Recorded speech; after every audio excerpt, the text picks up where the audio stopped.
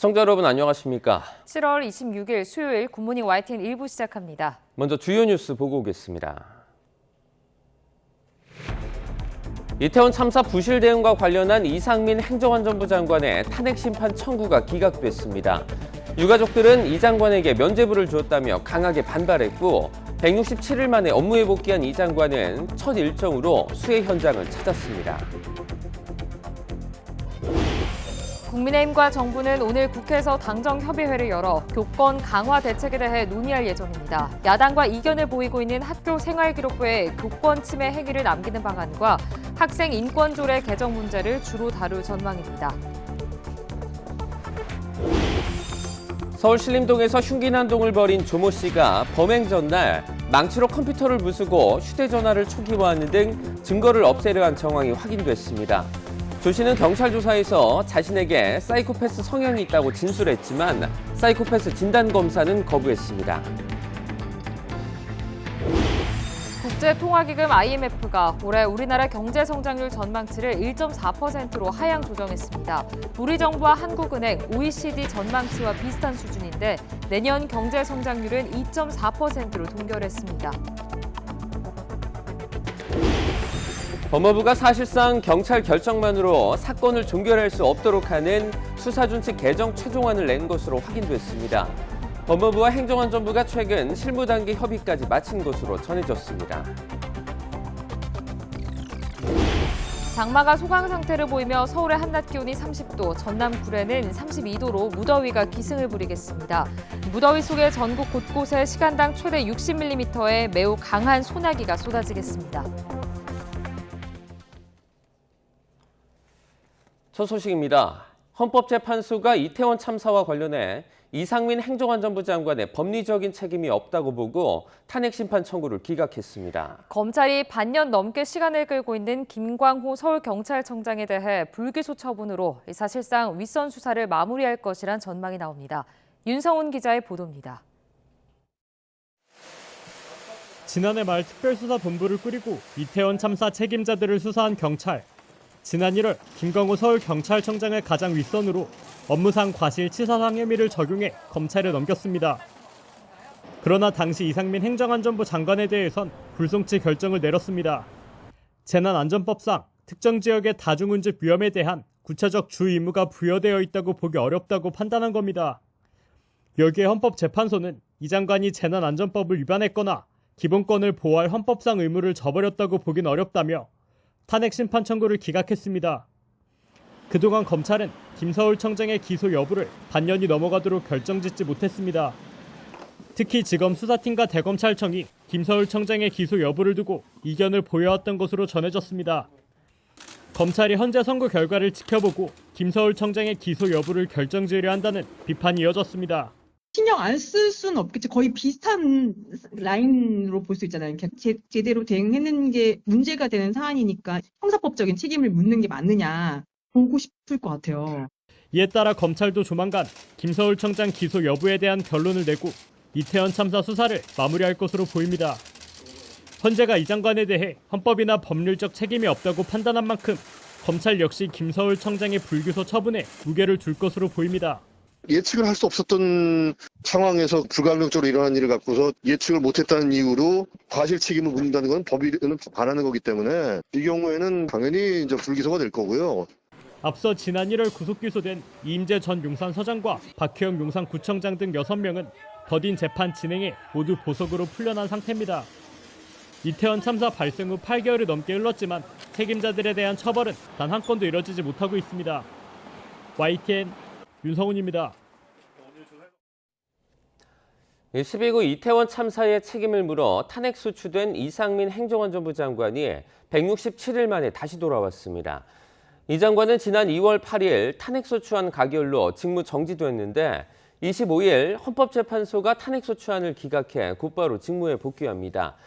이 장관은 우선 충남 청양군의 수해 현장을 찾아 복구 상황을 점검하는 등 재난관리 업무부터 챙길 예정입니다. 이 장관은 그동안 행안부 업무에 대해서 보고받지 못했는데 복귀 후 업무 보고부터 받으면서 밀렸던 일을 속도감 있게 추진할 전망입니다.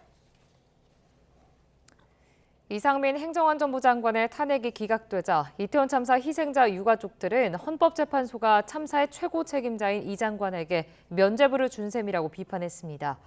유가족들은 어제 헌법재판소 앞에서 기자회견을 열고 상식에 기반을 둔 요구를 헌재마저 외면했다며 이같이 밝혔습니다. 이어 이 장관이 공직을 유지한다고 해도 무슨 소용이냐며 부끄러움이 남아있다면 지금이라도 스스로 사퇴해야 한다고 강조했습니다.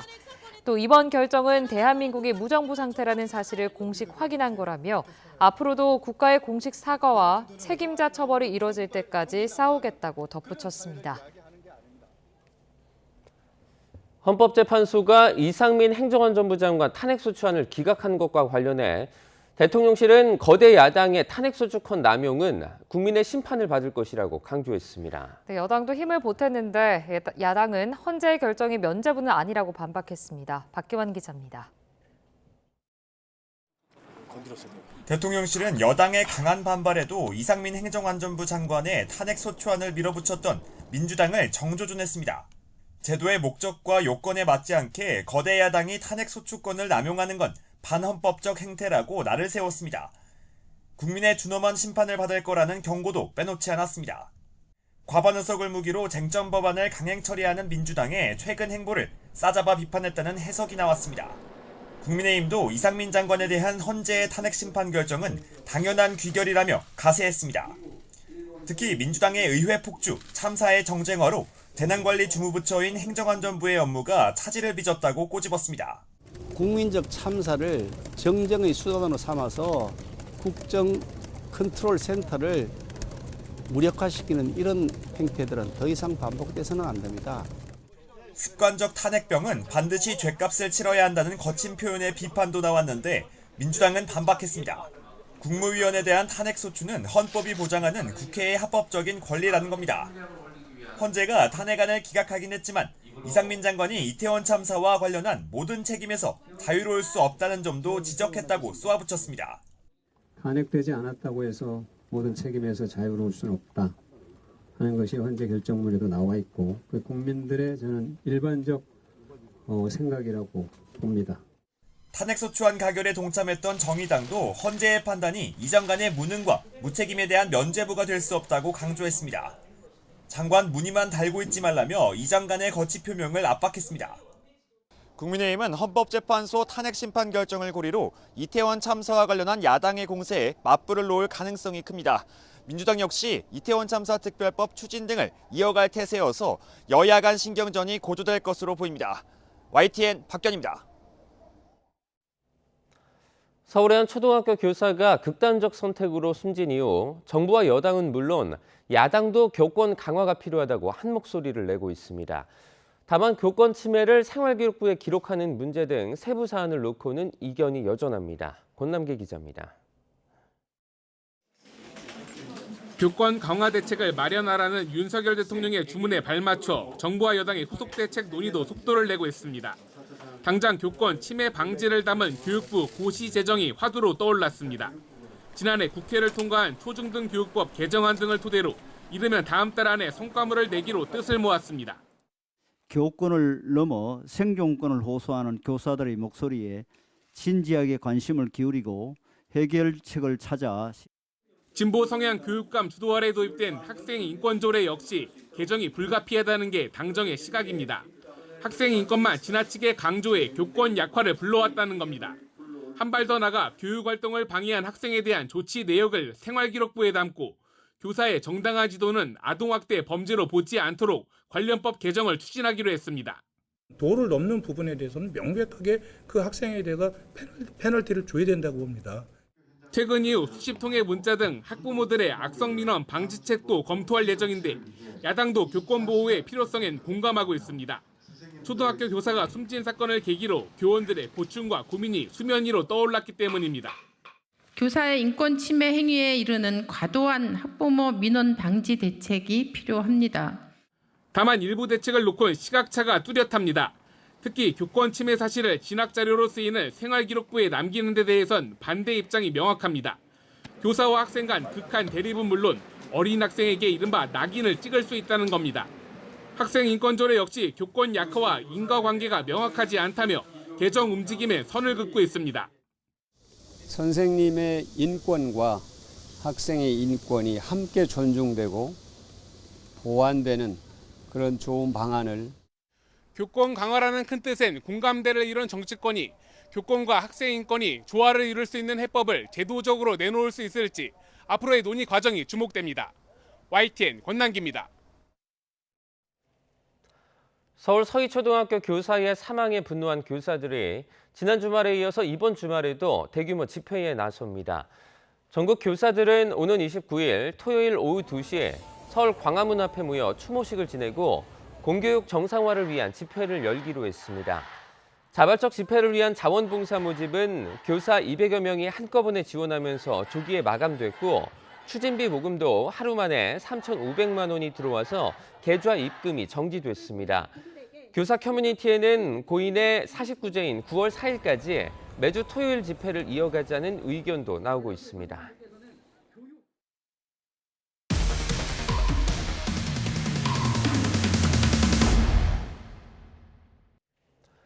대낮 서울 신림동에서 묻지마 흉기 난동을 벌인 남성이 범행 전날 망치로 컴퓨터를 부수는 등 증거인멸을 시도한 정황이 드러났습니다. 피의자는 경찰 조사에서 자신에게 사이코패스 성향이 있고 또래 남성에 대해서 열등감이 있다고 진술하기도 한 것으로 파악됐습니다. 유세영 기자의 단독 보도입니다. 검은색 상의를 입은 남성이 마트 주방용품 진열대로 다가갑니다. 사람들이 없는 틈을 타 흉기 2점을 집어들더니 바지춤에 집어넣고 윗옷을 내려 얼른 감춥니다. 지난 21일 서울 신림동에서 무차별 흉기 난동을 벌인 30대 남성 조모 씨가 범행했을 흉기를 훔치는 장면입니다. 곧바로 택시를 타고 신림역 근처로 이동한 조 씨는 한 명을 살해하고 3명을 다치게 했습니다.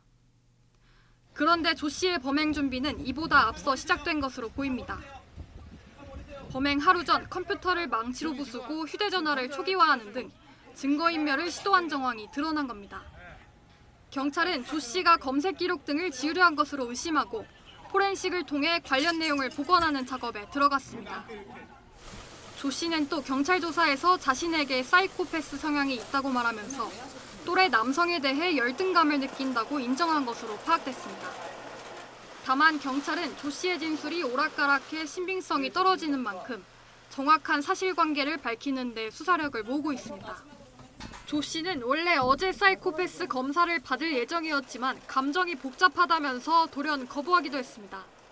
조 씨는 최근 5년간 정신질환으로 치료받은 적은 없는 것으로 확인된 가운데 조 씨의 신상 공개 여부는 오늘 결정될 예정입니다. YTN 유서연입니다.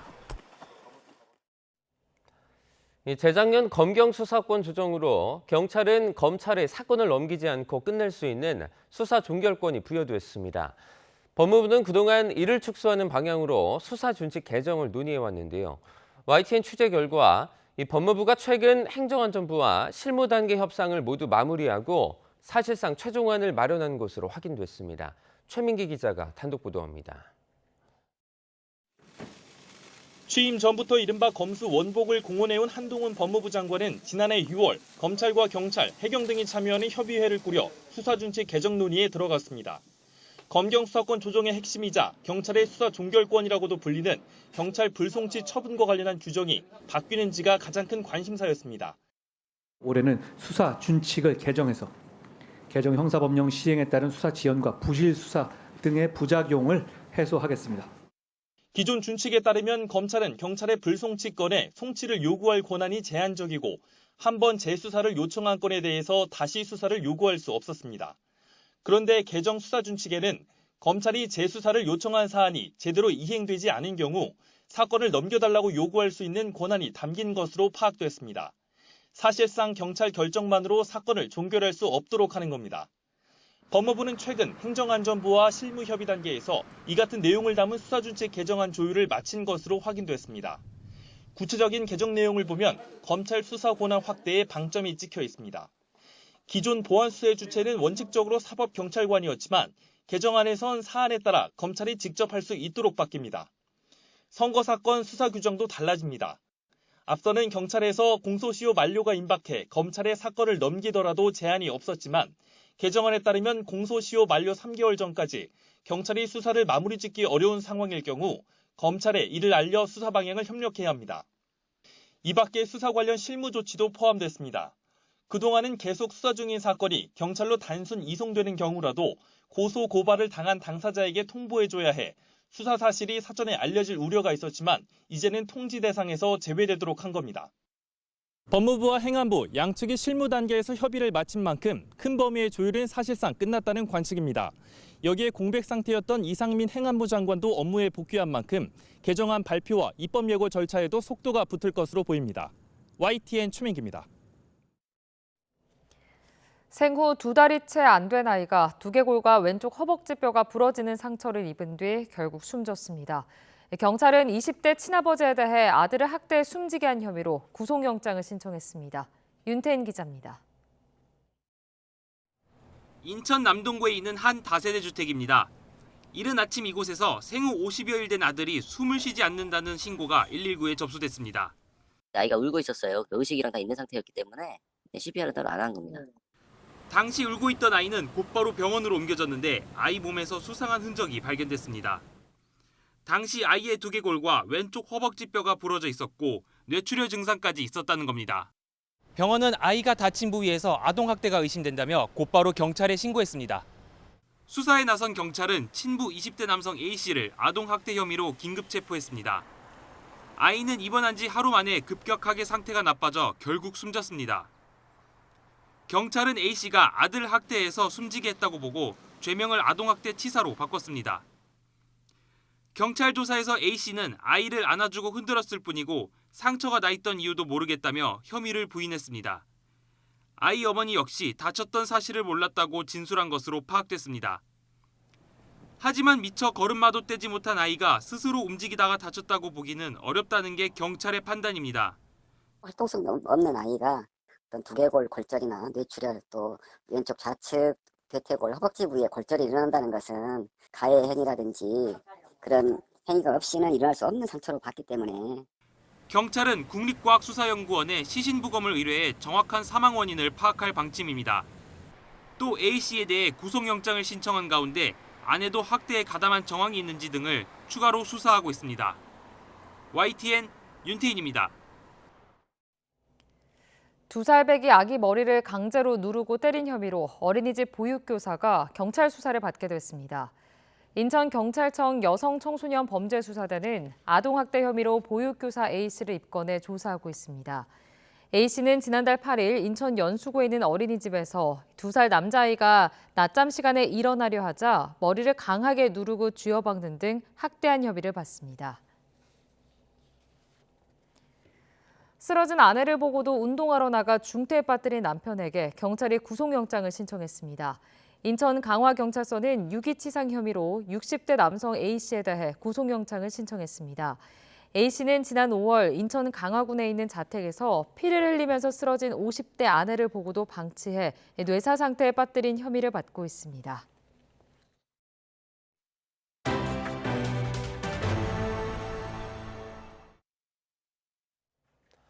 국제통화기금 IMF가 올해 우리나라 경제 성장률 전망치를 1.4%로 5회 연속 하향 조정했습니다. 내년 경제 성장률은 2.4%로 동결했습니다. 이승은 기자입니다. 국제통화기금 IMF가 올해 우리나라 경제 성장률을 1.4%로 석 달 만에 0.1%포인트 내렸습니다. 지난해 7월부터 5번 연속 우리나라 성장률을 하향 조정한 겁니다. 지난 1분기 반도체 실적이 부진했고 중국 경제활동 재개 효과가 저조했던 영향으로 보입니다. 1.4% 성장률은 우리 정부와 한국은행, OECD 전망치와 비슷한 수준입니다. 우리나라 내년 성장률은 2.4%로 동결했습니다.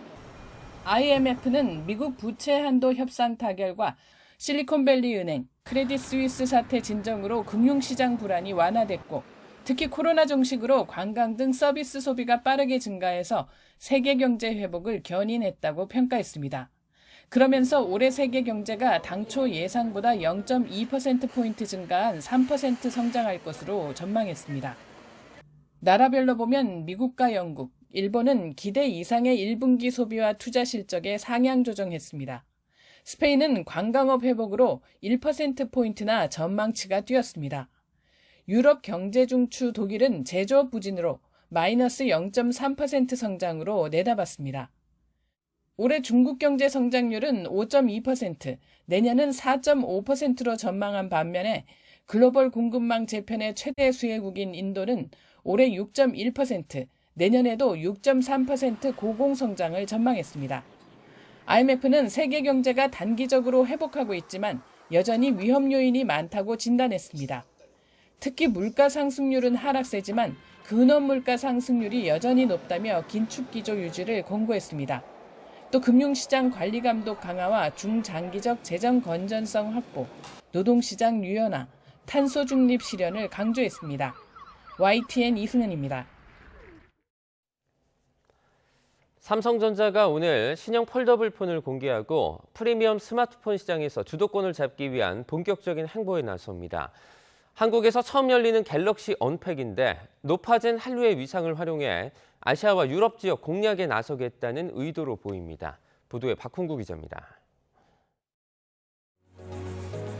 강남 빌딩 숲에서 남산 서울타워까지 서울 주요 지점의 전광판이 삼성전자의 신형 폴더블폰 홍보 영상으로 채워졌습니다. 국내에서 처음 열리는 갤럭시 언팩은 저녁 8시에 개최됩니다. 중국 시각으로는 저녁 7시이고 인도는 오후 5시, 프랑스는 오후 1시입니다. 지금까지 언팩 행사의 주 무대였던 미국은 새벽 시간대입니다. 전문가들은 삼성전자의 이번 한국 언팩은 폴더블폰 시장이 커지고 있는 상황에서 아시아와 유럽을 전략 시장으로 삼겠다는 의도가 있는 것으로 보고 있습니다. 특히 중국에서 전체 스마트폰 시장은 올해 1분기 마이너스 8%로 뒷걸음질 쳤지만 폴더블폰은 117%가 늘었으며 삼성전자의 폴더블폰 점유율도 지난해 1분기 6%에서 올해는 26%로 약진한 것으로 나타났습니다. 여기에다 중국 제조사들이 폴더블폰 출하량을 해마다 큰 폭으로 늘리고 있어 경쟁은 더욱 치열해지고 있습니다. 중국에서의 수요가 워낙 커지고 있기 때문에 폴더블에 대한 수요가 격전지로 변하는 것은 당연한 상황이고요. 서유럽 같은 경우에는 오포나 아노 같은 회사들, 새로 나온 것들을 가지고 좀 더 깊숙이 침투하기 위해서 노력하고 있는 상황. 삼성전자는 이번 신제품에서 접히는 부분을 U자형에서 물방울 형태로 바꿔 주름을 최소화하고 배터리 용량과 무게 등도 개선한 것으로 알려졌습니다. 하지만 판매가 $600 이상인 프리미엄 스마트폰 시장은 애플이 강자입니다. 지난해 프리미엄 시장에서 애플은 75%, 삼성전자는 16%를 차지한 것으로 집계됐습니다. 애플은 오는 9월에 신형 아이폰을 공개할 예정입니다. 삼성전자가 이번 갤럭시 언팩을 예년보다 2주 앞당긴 것도 전체 스마트폰 시장의 1%대에 불과한 폴더블폰의 점유율을 더 빨리 늘려 애플과의 격차를 줄이려는 의도로 해석됩니다. YTN 박홍구입니다. 코스닥 시가총액이 역대 최고치를 달성했습니다. 한국거래소는 코스닥 시가총액이 454조 5,705억 원을 기록해서 역대 최고치를 달성했다고 밝혔습니다. 코스닥 시가총액은 지난 21일 451조 8,301억 원을 기록한 데 이어 나흘 만에 역대 최고치를 경신한 겁니다. 코스닥 지수는 전날보다 1.08% 오른 939.96으로 1년 3개월 만에 최고치를 갈아치우며 장을 마쳤습니다. 2차 전지 관련 주가 급등하면서 지수 상승을 이끌었습니다. 서울 용산의 보호소에 있던 고양이 2마리가 고병원성 조류 인플루엔자에 감염된 것으로 확인됐습니다.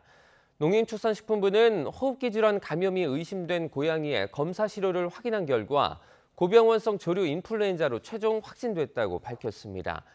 농식품부는 지자체를 통해 해당 장소를 소독 출입 통제하고 해당 장소에 대한 역학조사 등 긴급 방역 조치를 시행했습니다. 또 반경 10km 내 동물 사육시설을 대상으로 예찰과 검사를 실시할 계획입니다.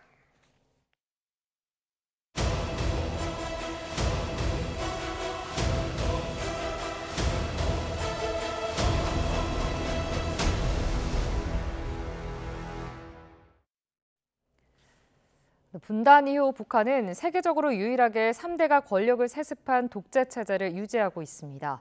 체제 유지를 위해 6차례에 걸친 핵실험에 이어 7차 핵실험이 기정사실화된 가운데 다양한 발사체 기술을 시험하며 핵미사일 고도화에 속도를 내고 있습니다. 조수연 기자입니다.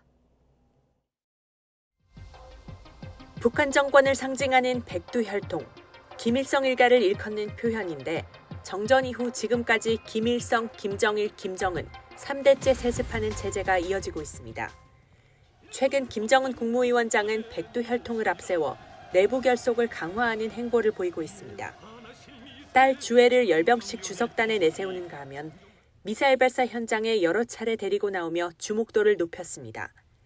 아직 후계 구도를 예측하긴 이르지만 4대 세습 의지를 공식화한 것으로 풀이됩니다. 현재 시점에서도 확인할 수 있는 것은 백두혈통에 대한 계승은 분명하다라는 것인데요. 다만 많이들 얘기되는 김주애로 승계가 될지 여부는 앞으로도 좀 상황을 지켜봐야 된다고 생각합니다. 3대 세습을 거치며 북한의 핵미사일 위협도 갈수록 고도화되고 있습니다. 2006년 이후 2017년까지 6차례 핵실험을 한 데 이어 7차 핵실험 카드를 만지작거리는 상황. 북한은 전술핵의 핵심인 소형화, 경량화 기술 확보에 집중하면서 우리 군의 방어망에 맞서 극초음속 미사일을 개발하고 여러 발사체를 섞어 쏘는 전략도 시험했습니다. 최근에는 신형 대륙간 탄도미사일 화성 18형을 또다시 발사하며 유사시 미국 본토를 겨냥해 미군의 개입을 저지하겠다는 뜻을 분명히 했습니다.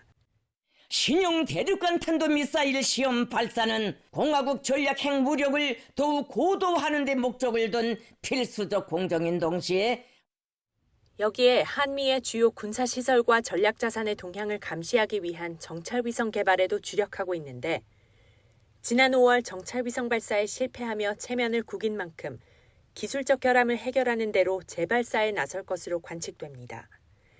지속적인 경제난 속에 김정은은 내부적으로는 국방력 강화가 미래 세대의 안전을 담보할 거라는 메시지를 강조하는 동시에 공세적 핵 전략을 노골화하며 대미, 대남 위협 수위를 높이고 있습니다. YTN 조수연입니다. 미국 하와이에 안치돼 있던 6.25 전쟁 국군 전사자 7명의 유해가 오늘 고국으로 봉환됩니다. 국방부는 이를 위해 미국 하와이 히캄 공군기지에서 오늘 국군 전사자 유해 인수식이 거행된다며 이같이 밝혔습니다. 73년 만에 봉환되는 유해 7구 가운데 3구는 북한에서 발굴돼 미국으로 옮겨졌다가 한미 공동 감식으로 국군 전사자로 확인됐고 나머지 유해는 미군이 자체 발굴했거나 미 태평양 국립묘지에 안장돼 있다가 국군 전사자 판정을 받았습니다.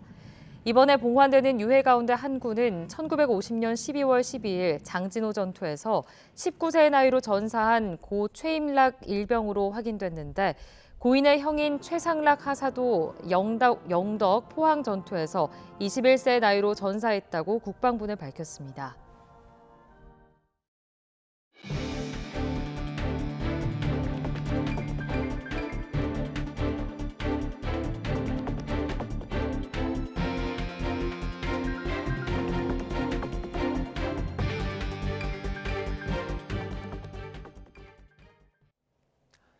이상민 행정안전부 장관이 탄핵소추안 기각으로 167일 만에 업무에 복귀했습니다. 이 장관은 이태원 참사와 관련한 소모적인 정쟁을 멈춰야 한다는 입장문을 내고는 첫 일정으로 수해 현장을 찾았습니다. 김종균 기자입니다. 이상민 행안부 장관은 탄핵소추안이 기각되자 곧바로 직무에 복귀했습니다. 지난 2월 8일 탄핵소추안 가결로 직무가 정지된 지 167일 만입니다. 이 장관은 복귀 일성으로 이태원 참사와 관련한 소모적인 정쟁을 멈추고 힘을 모아야 한다고 강조했습니다. 특히 12.9 참사 그리고 이번 수재로 인해서 유명을 달리하신 분들 그리고 그 유가족분들과 이재민 여러분들께 깊은 애도와 위로의 마음을 전합니다. 이어 곧바로 최근 집중호우로 큰 피해를 본 수해 현장을 방문했습니다. 이 장관은 지천 제방 복구 현장을 둘러보고 이어 비닐하우스와 침수 피해 농가의 복구 현장도 살폈습니다. 우선은 국민 여러분과 우리 정부와 제가 하나가 돼서 그 극심한 호우로 인한 피해를 대응하고 복구하는 데 일단 최선의 노력을 경주하겠습니다. 이 장관은 복귀 후 업무 보고부터 받습니다. 법적 책임을 벗은 만큼 재난관리 시스템 개선과 정부 개혁 등 중요 과제를 속도감 있게 추진할 계획입니다. 다만 야당과 유족은 여전히 반발하고 있어 정치적, 도의적 책임을 둘러싼 논란은 이어질 전망입니다. YTN 김주길입니다. 수사준칙 개정을 추진해온 법무부가 경찰의 수사 종결권 축소와 검찰 수사 권한 확대 등의 내용을 담은 사실상 최종안을 낸 것으로 YTN 취재 결과 확인됐습니다. 법무부와 행정안전부는 최근 실무단계 협의를 모두 마치고 조율된 개정안을 마련한 것으로 전해졌습니다. 수사준칙 개정안에는 검찰이 경찰에 재수사를 요청한 사안이 제대로 이행되지 않은 경우 사건을 넘겨달라고 요구할 수 있는 권한이 포함된 것으로 파악됐습니다. 사실상 경찰 결정만으로 사건을 종결할 수 없도록 하는 내용입니다. 서울 신림동에서 행인들에게 흉기를 휘둘러 1명을 숨지게 하고 3명을 다치게 한 혐의를 받는 33살 조모 씨가 사이코패스 진단 검사를 거부했습니다. 조 씨는 애초에 어제 오후 1시 반쯤에 검사를 받기로 했지만 자술서를 쓸 시간을 달라며 한 차례 미뤘고 이후 감정이 복잡하다면서 검사를 거부했습니다. 경찰 조사 결과 조 씨는 지난 2018년부터 지금까지 정신질환으로 치료를 받은 적은 없는 것으로 확인됐습니다.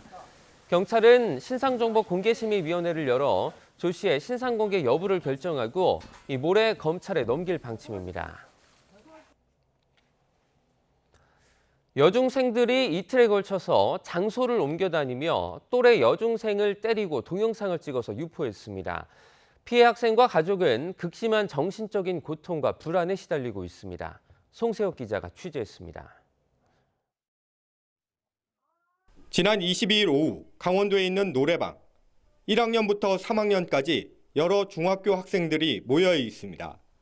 그런데 갑자기 한 2학년 여중생이 다른 학교 1학년 여중생 뺨을 고개가 돌아갈 정도로 때립니다.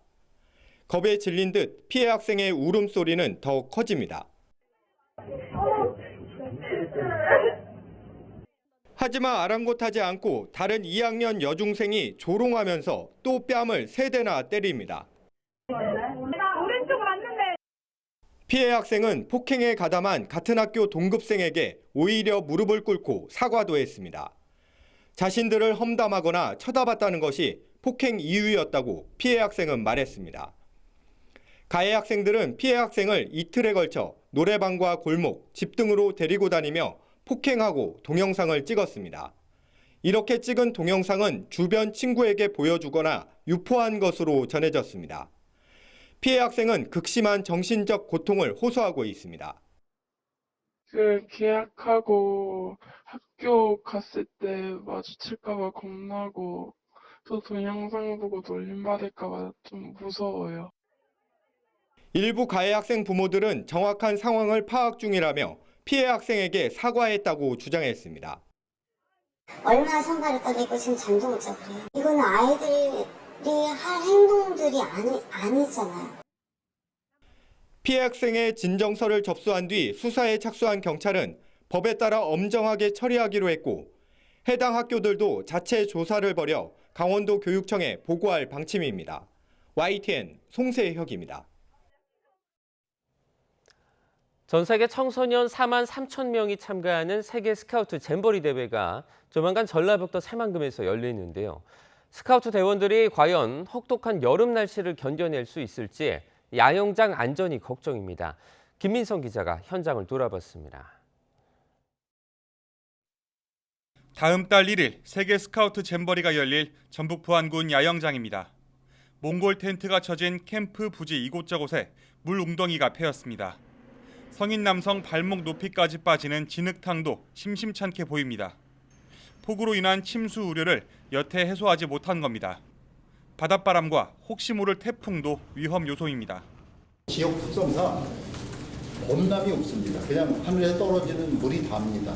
불편한 상황은 이제 있는 거고 그래서 이 불편을 어떻게 하면 최소화할 건가 이제 그런 고민을. 참가자들은 앞으로 닥칠 8월 폭염과 바다를 접한 간척지 습도와도 싸워야 합니다.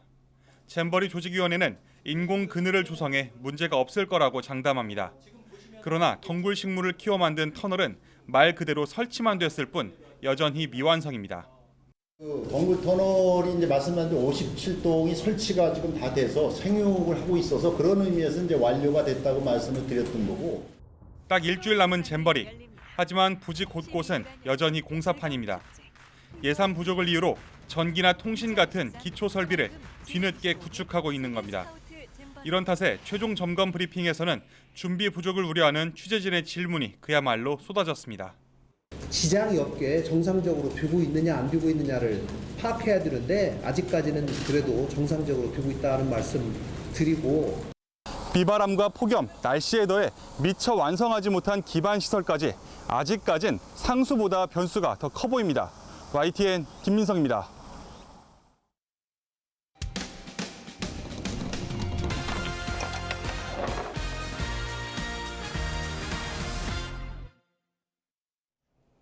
(50대) 여성에게 보험 수십 개를 가입시킨 보험 설계사들이 있습니다. 한 달에 최대 수백만 원 넘는 보험료를 내며 여성은 생활고에 시달렸는데요. 낼 돈이 부족하자 약관 대출과 신용 대출까지 받아 보험료를 내야 했습니다. 왜 이런 일이 발생했을까요? 이유가 있었습니다. 시청자 제보를 홍성욱 기자가 취재했습니다. 강원도 원주에서 식품 공장을 다니는 54살 A씨. A씨가 보험 설계사 2명으로부터 가입한 보험은 2013년 이후 확인된 것만 모두 28개. 남편과 자신의 이름으로 암보험부터 치매, 치과, 의료비, 화재, 운전자 보험까지 개당 수십만 원씩 나가는 종신보험은 4개나 가입했습니다. 언니가 여기 보험 이렇게 어디 가면요 좋다고 들으라고 그렇게 듣게 한 거예요. 난 잘 모르니까요. 내가 보면 알아요? 해마다 새로 가입한 보험 개수가 늘어나면서 월 평균 200만 원이 넘는 보험료를 내야 했습니다. 월급이 모자라면 가입한 보험에서 약관 대출을 받아 보험료를 냈습니다. 약관 대출 받고요. 그렇게 해서 저기 했죠. 그 약관 대출은 누가 받으라고 한 거예요? 저기 설계사요. 약관 대출로도 보험료 납부가 어렵고 생활이 쪼들리자 지난 2020년과 21년 세 차례에 걸쳐 제3금융권에서 수천만 원 대출까지 받아 사용했습니다. 돈이 없으면 저기로 하라고요. 저주 은행이요. 상식적으로 이해가 가지 않는 상황. A씨는 사실 지적장애를 안고 있었습니다. 최근 병원 검사를 통해 확인한 A씨의 사회적 연령은 10살 수준. 의사는 사회생활 적응을 위해 타인의 보호와 감독이 수시로 필요하다고 진단했습니다. 가족들은 직장 생활에 문제가 될까 봐 그동안 A씨의 지적장애 사실을 숨겨왔다고 밝혔습니다. 이번 일이 터지고 나서 이거를 이렇게 이용해 먹는 사람들이 있구나. 앞으로도 생길 수 있겠구나. 그래서 엄청 이분들을 이대로 두면 안 되겠다. 제2의 이런 피해자가 또 나올 수 있잖아요. 제보 이후 YTN 취재가 이어지자 보험 설계사 이모 씨와 강모 씨는 A씨가 자발적으로 보험에 가입했다고 주장했습니다. 또 지적장애인 진단심사는 지금까지는 보험금을 환급받기 위해 받은 것으로 실제로는 사회적 연령이 낮은 사람이 아니라고 밝혔습니다. 근데 중독되는 건 없잖아요. 직업이 보험금 통보인 사람들 봤어요? 중독되는 건 없잖아요. A씨 부부가 지난 2013년부터 설계사 2명으로부터 가입한 뒤 낸 보험료는 확인된 것만 2억 3천여만 원. 보험 혜택을 받은 건 치과 치료 600만 원이 전부였고 보험료 납부로 생활고에 시달린 후 받은 수천만 원 대출은 빚으로 남았습니다. YTN 홍서욱입니다. YTN 취재 당시 해당 보험 설계사들은 자신들이 A씨 부부에게 제대로 보험 설계를 해줬으며 아무 문제가 없다며 반발했습니다. 하지만 A씨 부부가 가입한 보험을 살펴본 다른 보험 설계사들의 의견은 달랐습니다. 이어서 지환 기자가 전해드립니다. A씨 부부에게 보험을 가입시킨 보험 설계사 이모 씨와 강모 씨. 생명보험회사 소속인 이 씨는 종신보험 4개와 치매, 암보험, 의료비 등 보험 10건을, 법인 보험대리점 소속인 강 씨는 실비와 상해, 치과, 운전자 보험 위주로 18건을 가입시켰습니다. 이들로부터 A씨가 가입한 보험은 확인된 것만 수년에 걸쳐 28건. 설계사와 대리점에 이유를 물었습니다. 이렇게 보면 안 들죠, 절대. 네. 그렇죠. 네. 왜 이렇게 여기는 안 들죠. 그러니까 왜 이렇게 들었을까요? 그러니까 본인한테 물어보시라고. 강 씨 등 설계사들은 A씨가 보험에 가입할 당시 다른 보험사 가입 여부는 알 수 없었다고 말했습니다. 보험이 뭘 다른 사람한테 뭘 들었는지 알 수 없는 거죠. 그렇죠. 뭐 생명이 처분이 없어도 이렇게 보험이 많은 걸 알겠어요? 모르죠. 하지만 사실과 다릅니다. 각기 다른 보험사라도 고객이 기존에 어떤 보험에 가입했는지 확인할 수 있고 또 이를 확인하는 건 설계사 기본적인 업무입니다. 설계사가 그걸 몰랐다고 그럴 수는 없어요. 저희들이 의뢰를 받으면 이분이 어떠한 보험의 규모가 있고 보험을 가입했는지 먼저 확인한 후에 그분에 맞는 맞춤 보험을 해줄 수 있고. A씨 부부가 가입한 보험 목록을 본 다른 보험 설계사들은 이렇게 말했습니다. 일반적으로 이렇게 설계하는 경우는 없죠. 이건 설계사를 위한 설계인 거죠. 거듭 문제를 제기하자 강 씨 등은 보험 가입 여부가 아닌 정확한 보험료를 확인할 수 없었고 A씨 보험 가입 당시에는 조회되는 것이 없었다며 말을 바꿨습니다. 맞벌이하는 A씨 부부 월 수익은 둘이 합쳐 600만 원 정도. 전문가들은 부부 경제적 능력에 비춰 빚까지 지며 수백만 원 보험료를 낸 건 너무 과하다고 지적합니다. 고객이 오히려 가입을 하고 싶다라고 엄청나게 얘기를 했다고 한소 치더라도 설계사 입장에서 한번 걸렀어야 되는 거라 좀 심하게, 그러니까 이건 좀 과한데라는 정도가 아니라 이건 좀 심하게 가입을 시킨 거라고 좀 볼 수 있을 것 같아요.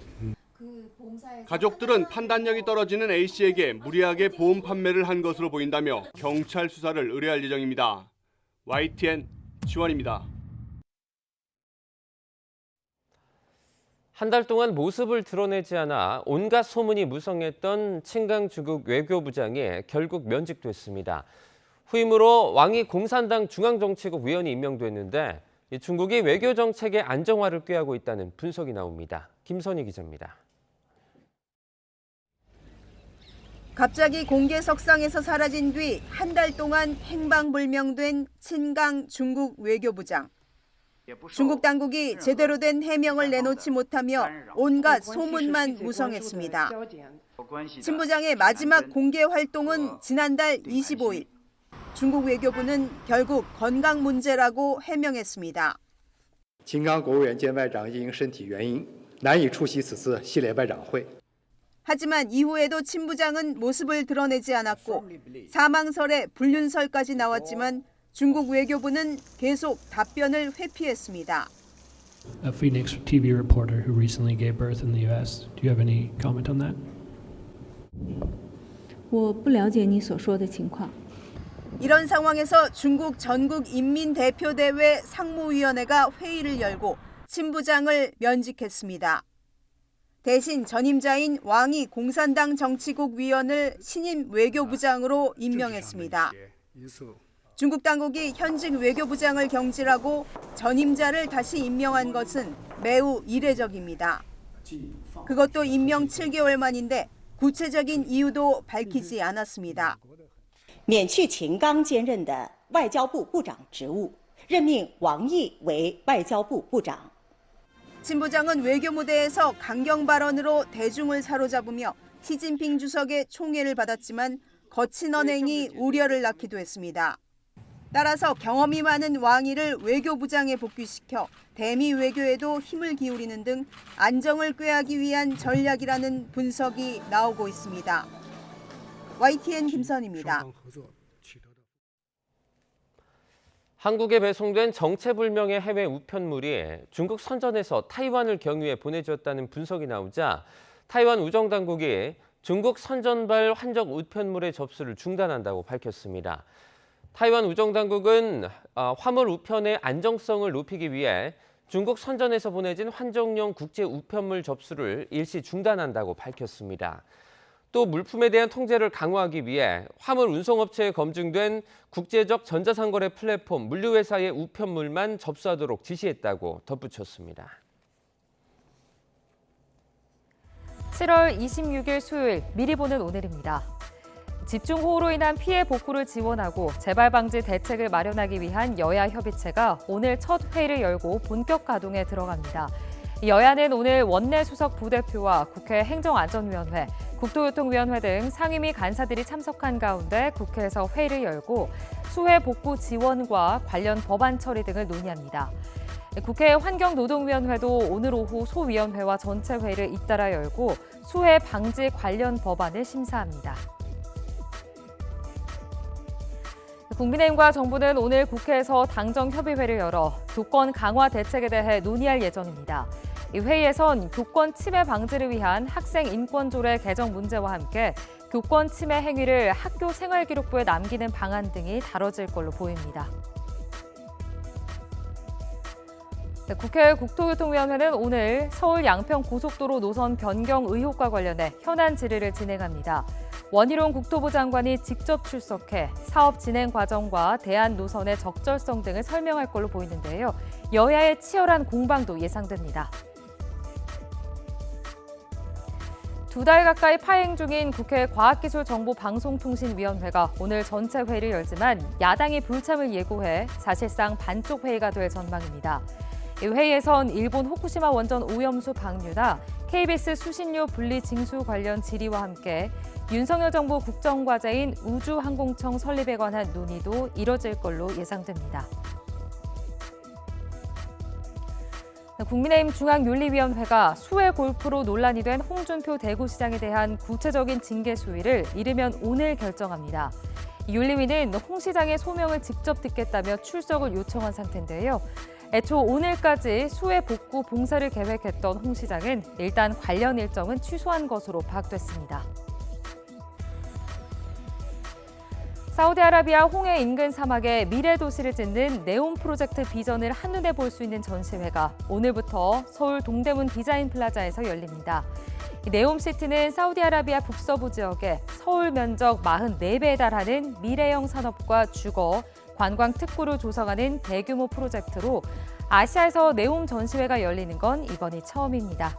지금까지 미리 보는 오늘이었습니다.